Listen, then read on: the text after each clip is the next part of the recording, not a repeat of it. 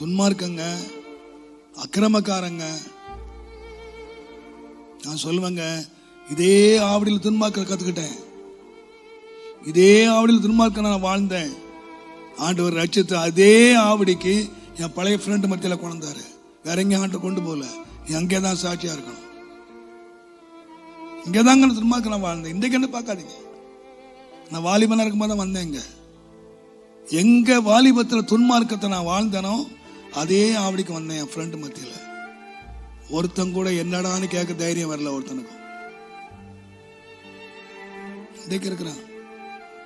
என்னடா அப்படின்னு எவனு கேட்க முன்னால என்னடா அவனை இவனை என்னெல்லாம் வார்த்தையெல்லாம் பேசணும். ஒருத்தனு கூட அந்த டா போட்டு பேசுறதுக்கு தைரியம் ஒருத்தனுக்கு வரல. என் லைஃபை பார்த்தாங்க, ஒதுக்கிட்டாங்க. அவன் வேறடா, இப்போ வேற மாறி அவங்க மத்தியில தான் நாங்க வாழ்ந்துகிட்டு இருக்கேன். நீங்க உங்க ஊர்ல எப்படி இருக்கிறீங்க? உங்க வீட்டு பக்கத்துல எப்படி இருக்கிறீங்க? உங்க அண்டை வீட்டுல எப்படி இருக்கிறீங்க? நானும் 43 வருஷம் ஒரே இடத்துல உட்கார்ந்து இருக்கேன். இந்த 10 வருஷத்துல யாராவது எங்களை பற்றி, என் குடும்பத்தை பற்றி ஒரு வார்த்தை சொல்லுங்க பார்க்கலாம். நான் ஊழித்து விட்டே போயிடுறேன். அத்தனை பேர் இந்து தானே சுத்தி என்ன பார்த்த ராத்திரி மேல பார்த்து நடக்காங்க.